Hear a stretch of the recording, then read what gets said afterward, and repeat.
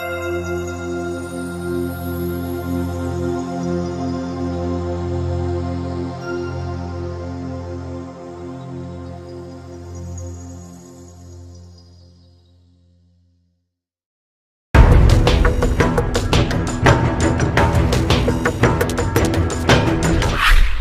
Boulade a presque 86 ans. Il est entré chez les Jésuites à l'âge de 19 ans.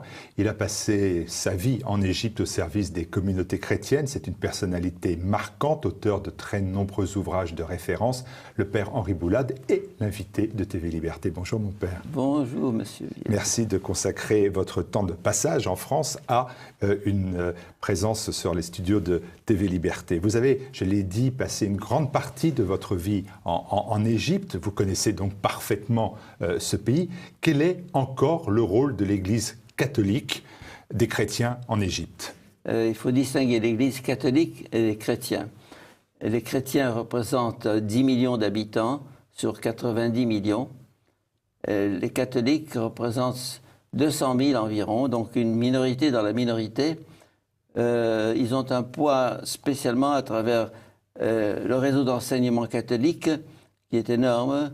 Nous avons 170 écoles catholiques où les musulmans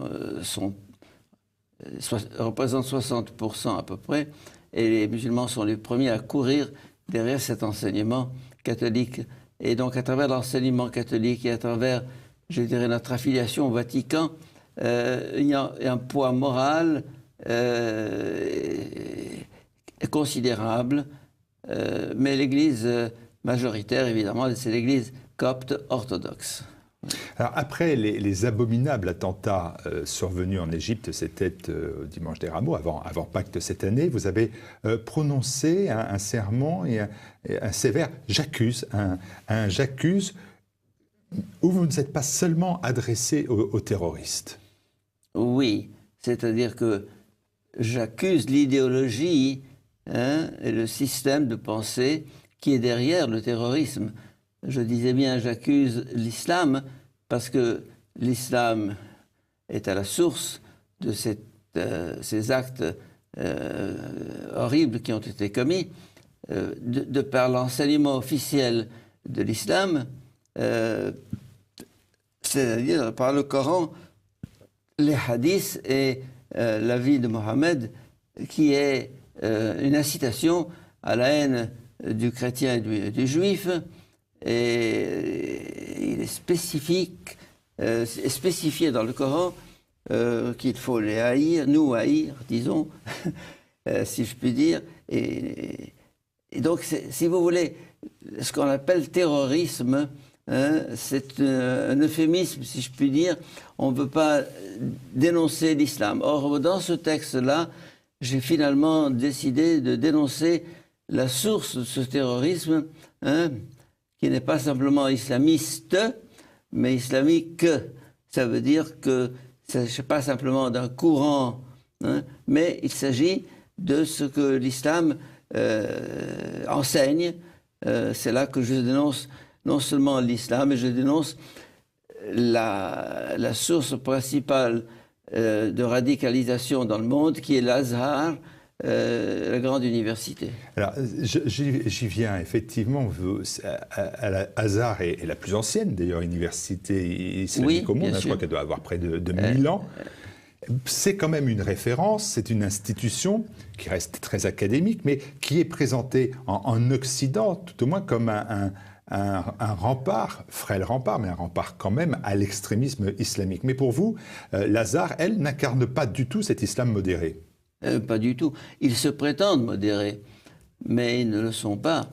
Si vous voulez, lorsque le président Sisi, à plusieurs reprises, a demandé au cheikh de l'Azhar, Ahmed Taïb, de supprimer de ses programmes ces textes qui sont enseignés des enfants de 13, 14 ou 15 ans, sans parler du niveau universitaire, qui disent haïsser le chrétien et le juif, couper la main de telle manière, couper le pied de telle manière, tuer l'apostat, et que cet enseignement qui est diffusé à travers les centaines de milliers de cheikhs et d'imams qui suivent l'enseignement, qui se répand à travers le monde entier.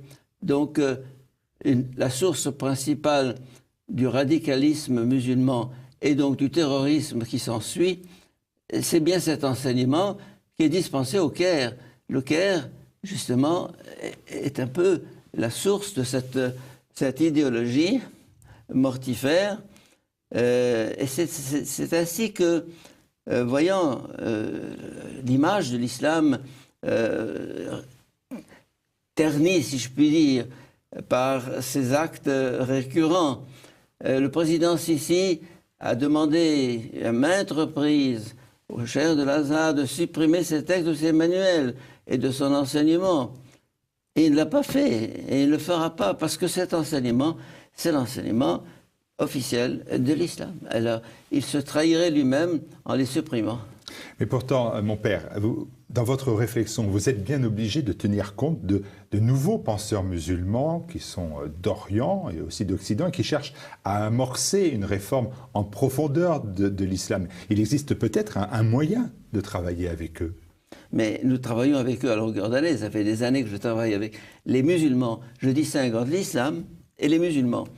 Et dans ce texte que j'ai publié, j'accuse l'islam, mais je n'accuse pas les musulmans, qui sont majoritairement modérés, affables, gentils, parmi lesquels j'ai des quantités d'amis. Donc, c'est cet amalgame entre islam et musulmans qui fait qu'on n'arrive pas à se faire comprendre. Hein? Alors, je suis islamophobe et je ne suis pas musulmanophobe. Mais le problème, c'est que les musulmans sont les premières victimes de l'islam. Hein? Donc, en d'autres termes, élevés dans cette idéologie, ce fascisme, comme dirait Ahmed Abdessamad, qui est le grand penseur musulman qui enseigne en Allemagne et qui a publié l'année dernière un livre intitulé « Le fascisme musulman ». Donc, les musulmans sont les premiers à dénoncer ce qui se passe. On a des quantités de penseurs dont vous parliez il y a un instant, n'est-ce pas, musulmans, qui se rendent compte qu'il y a quelque chose qui ne va pas. Et donc, le ver est dans le fruit, si je puis dire, n'est-ce pas? On veut innocenter l'islam. Moi, je n'innocente pas l'islam, j'innocente les terroristes, parce qu'ils sont gavés de cette idéologie, et alors ils agissent selon ce qu'il leur est demandé de faire. Ah, s'il y a des penseurs qui refusent cet extrémisme islamiste, néanmoins, on ne voit pas de foule de musulmans dont vous appréciez la compagnie, de fait que vous avez toujours travaillé avec eux. On ne voit pas de résistance, on ne voit pas de rébellion, de révolte, de révolution.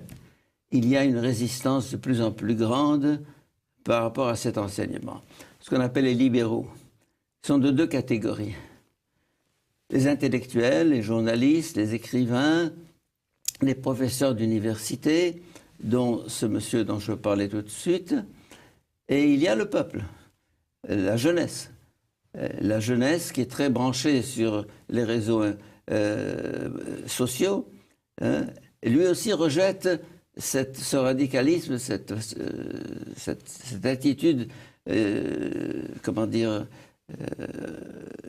intolérante. Mais ils ne font pas le poids. C'est ça le problème. C'est que ni les intellectuels, ni le peuple, la jeunesse, fait le poids par rapport à cet enseignement qui est plus que millénaire et qui s'est bloqué, figé, hein, sclérosé, et qui est enseigné systématiquement depuis lors. Il y a eu plusieurs tentatives de réforme. Je ne vais pas remonter à 10 siècles en arrière, mais je prends les 2 derniers siècles. Une première réforme, c'est celle de Mohammed Ali, ce qu'on appelle le pharaon du 19e siècle, qui a régné 44 ans sur l'Égypte et qui a essayé pendant 44 ans de moderniser l'islam, de moderniser l'Égypte. Ça a été foudroyant. L'Égypte est devenue un pays européen pratiquement, et à travers la France d'ailleurs, qui a été un des agents premiers de cette modernisation de l'Égypte, et on pensait que l'Égypte était finalement entrer dans la modernité. Ça a duré 1 siècle et demi. Hein. Il y a eu Mohamed Ali, il y a eu son petit-fils Ismaïl, qui a ouvert le canal de Suez d'ailleurs, et il y a eu tout ce courant libéral et éclairé qui s'est terminé avec Nasser. Bon. Il y a eu une deuxième tentative avec ce qu'on appelle le réformisme musulman au XIXe siècle, avec Afghani. Afghani, c'était un Afghan, mais d'origine, et qui a eu des disciples. Et c'est ce réformisme qui consiste à retourner aux sources, a abouti aux frères musulmans de 1928. En d'autres termes, réformer l'islam, c'est revenir à des sources qui sont encore plus radicales que celles que nous connaissons. Les frères musulmans, c'est l'emblème de l'islam le plus radical. Il y a une troisième tentative de réforme avec ce qu'on appelle la Renaissance, el Nahda, à la fin du 19e, début 20e, des Syro-Libanais venant de Syrie et du Liban, qui ont lancé la presse, la littérature, le roman, le cinéma. Hein. Ça a fini avec Nasser, hein. Troisième tentative. Quatrième tentative, ça a été Saad Zarloul, le nationalisme égyptien, voulant séparer le religieux du politique. Hein. Ça a fini avec Nasser. Hein. Il y a eu une autre tentative, celle de la Turquie, hein, la Turquie kémaliste, qui a cherché à moderniser l'islam. Ça a fini avec Erdogan, où on est revenu à la case départ, et pire encore. Hein.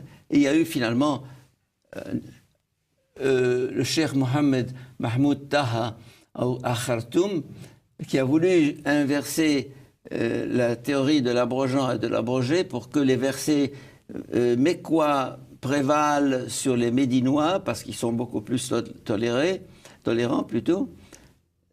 Il a été pendu sur la place de Khartoum le 18 janvier 1985. Donc toutes les tentatives de réforme de l'islam que tout le monde souhaite ont échoué lamentablement. Pourquoi? Parce qu'elles vont à contre-courant de ce qu'est l'islam. Alors c'est là que je dénonce l'islam en tant qu'islam. Alors, vous travaillez avec les musulmans, je le disais, vous l'avez fait, bien évidemment, ça a été votre cas. Vous avez été recteur au collège de jésuites au Caire. Ces musulmans et chrétiens, ils étudiaient ensemble, ils vivaient donc ensemble. Est-ce qu'aujourd'hui, vous considérez que ça n'est plus vraiment possible? Non, c'est tout à fait possible, ça continue.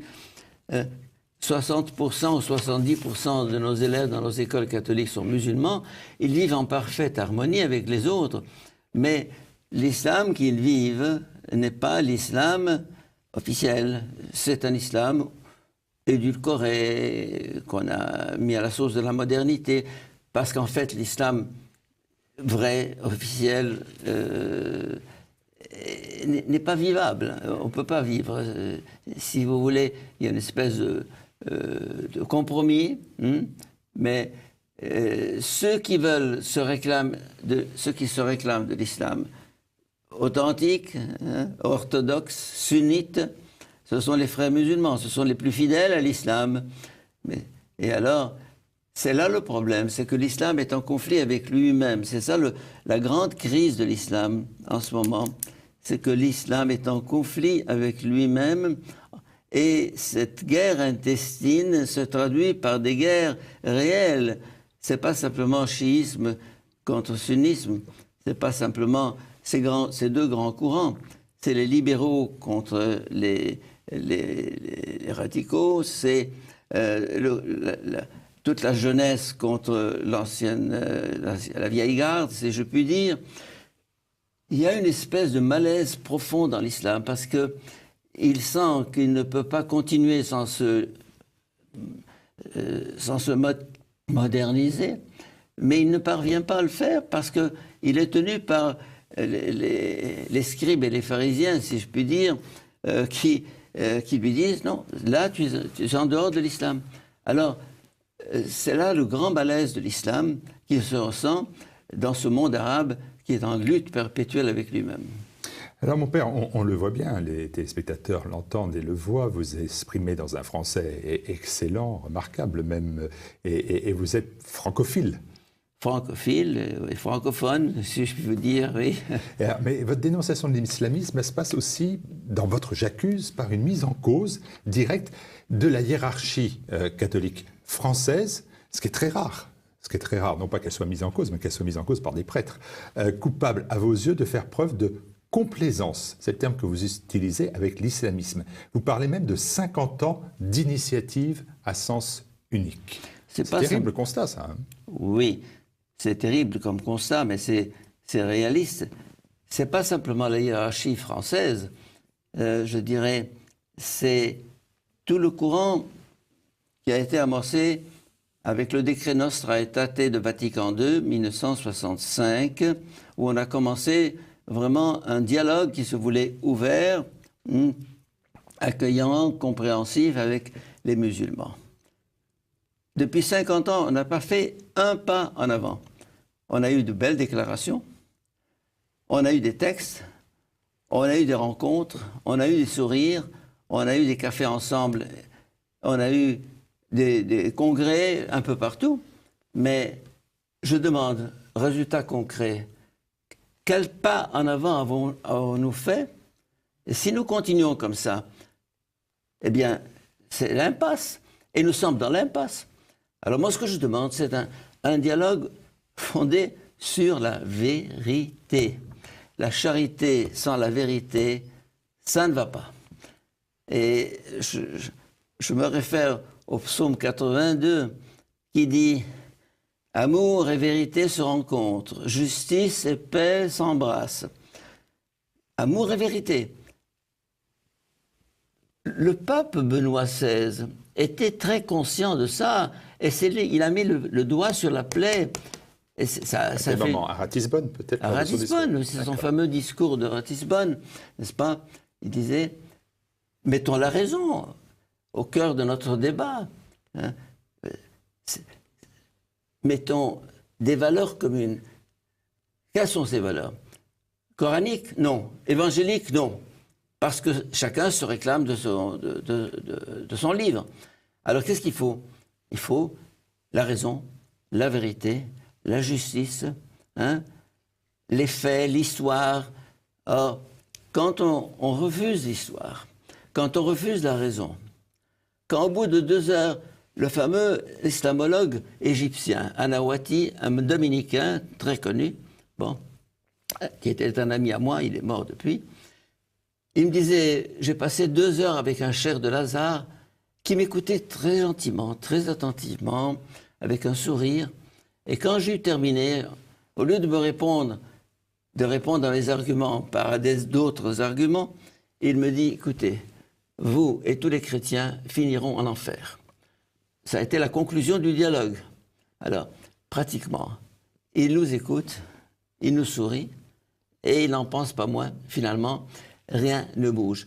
Rien n'a bougé pendant 11 siècles. Et vous êtes jésuite, le pape qui est le pape actuel, le pape François, est jésuite comme vous. Est-ce que ça vous aide pas à mieux comprendre sa démarche et peut-être à dialoguer avec lui?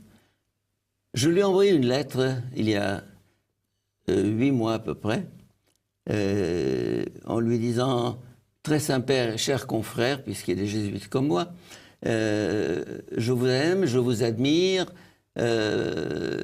mais permettez-moi de vous faire une petite remarque. Il y a 2 points sur lesquels je ne suis pas d'accord avec vous. L'islam que vous ne connaissez pas pour n'avoir pas vécu, l'islam tant qu'on ne l'a pas vécu et qu'on n'a pas baigné dedans. On ne sait pas ce que c'est. Si on l'apprend par des encyclopédies ou un enseignement académique, on ne sait pas. Et je lui dis, vous n'êtes pas d'accord sur ce point-là et sur l'immigration massive en Europe que vous encouragez. Alors, il ne m'a pas répondu. Je lui ai réexpédié la lettre. La première lettre lui a été remise par le cardinal Schönborn personnellement en main. La deuxième lettre, je l'ai traduite en espagnol et je la lui ai envoyée par un évêque de mes amis égyptiens il y a 3 mois dans sa visite à Limina.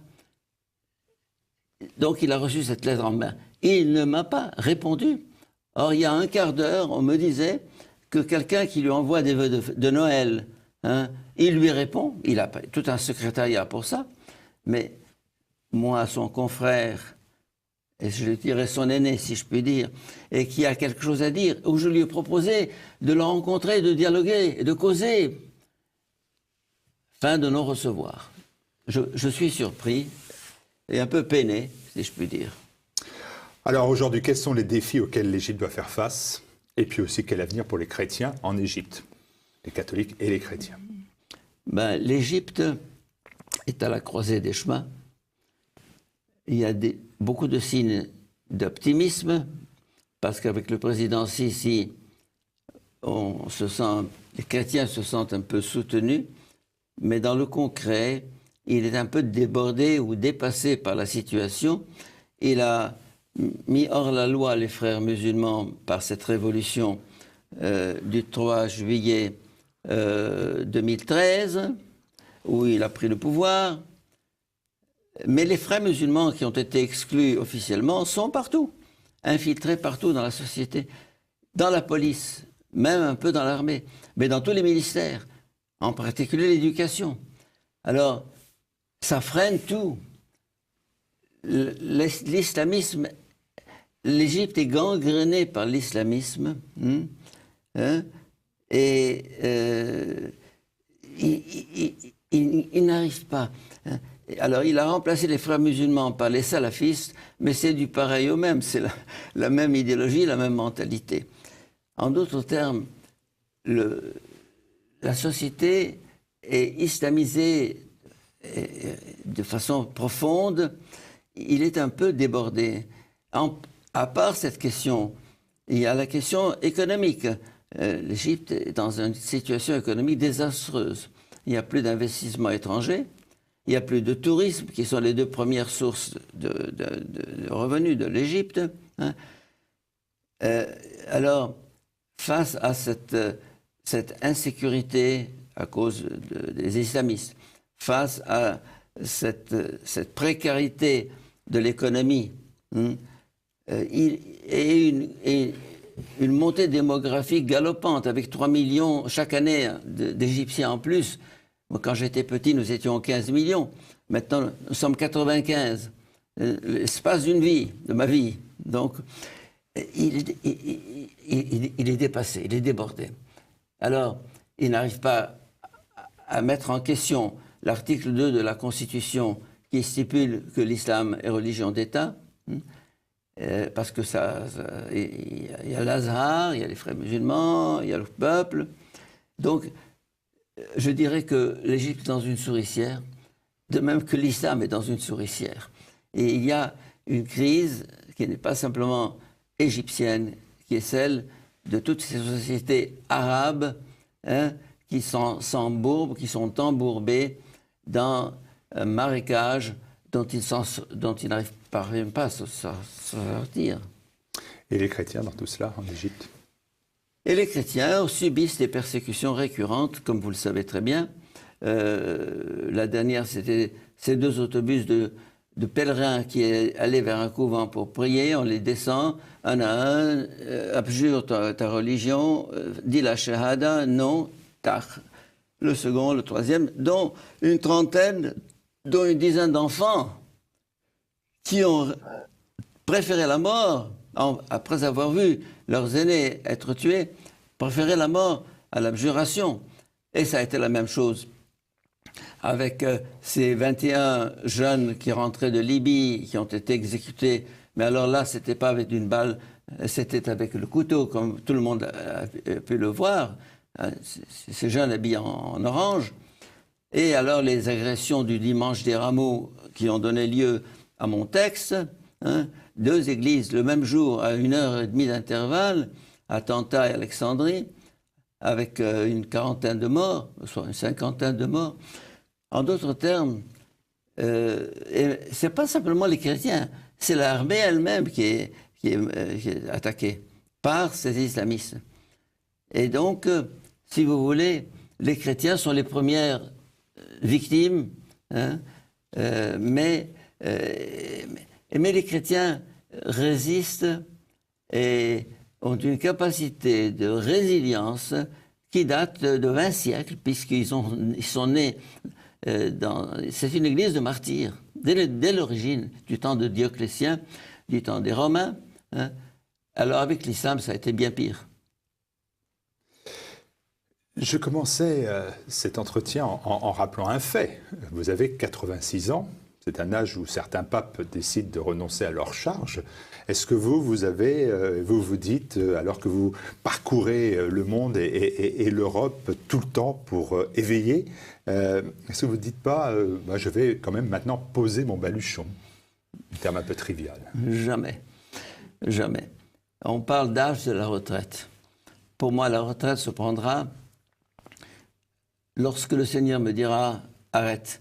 Mais jusqu'au dernier jour, jusqu'au dernier souffle, je me battrai, je parlerai pour changer ce monde, car la devise de ma vie, c'est changer le monde. Alors, je dis quelquefois que quand j'avais 76 ans, donc il y a 10 ans environ, le Seigneur m'a dit « Henri, tu marcheras sur les pas de Moïse ». Je lui ai dit « Seigneur, qu'est-ce que tu entends par là ?» Il me dit « Tu vois, Moïse a commencé sa mission à 80. Il a terminé à 120. Donc j'ai devant moi 34 ans d'action. Hein. 86 ans, c'est, je dirais pas le début de ma vie, mais je suis prêt à me battre comme un lion jusqu'au bout, tant qu'il y aura cette pagaille généralisée dans le monde. Hein. Et si j'ai demandé la nationalité hongroise, c'est que je pense qu'il y a dans ce bloc du V4, hein, de la Hongrie avec ses 3 voisins, une volonté d'une autre société, d'une Europe qui retrouve ses racines judéo-chrétiennes. Et je retrouve ça un peu dans la Russie actuelle. Hein. C'est pour ça que j'ai proposé, pendant le déjeuner que j'ai eu avec Viktor Orban, je lui ai dit de faire bloc avec la Russie. Il vous a demandé qu'est-ce qui pouvait vous faire plaisir, c'est ça en gros? Oui, au départ, c'était pour la citoyenneté. Mais quand il m'a invité à déjeuner avec lui au Parlement à Budapest, eh bien là, on a prolongé la conversation et j'ai abordé des questions d'ordre politique. Ce n'est pas mon rôle, mais en même temps, je crois que politique et spiritualité et théologie se rejoignent. Alors, je pense qu'il faut, à mon avis, de toute urgence, sauver l'Europe du naufrage, sauver la France du naufrage, et que tant qu'on passe de concession en concession, de silence en silence, de compromission en compromission, rien ne changera. Alors moi, je suis pour la radicalité. Et donc, je suis pour un discours clair, basé sur la vérité. Et c'est ce qu'on refuse actuellement dans notre société. Et en Europe actuellement, on vous la boucle au nom de l'islamophobie, au nom de toutes enfin, je voudrais construire une société, reconstruire l'Europe sur d'autres bases, une Europe qui est prise entre l'islam d'un côté et la gauche libérale de l'autre, chacune étant une idéologie, une pire que l'autre, hein. Et les citoyens, le bon peuple, il ne comprend pas parce que toute l'information est manipulée. Voilà. Alors, Viktor Orban, qui vous avait proposé de vous offrir la citoyenneté hongroise, que vous avez accepté, ce qui vous permet, vous me l'avez dit, de vous déplacer plus facilement à travers toute l'Europe dorénavant pour poursuivre, non pas poser votre baluchon, mais poursuivre votre chemin. Merci d'être passé à TV Liberté. Merci beaucoup, M. Bilt. Merci.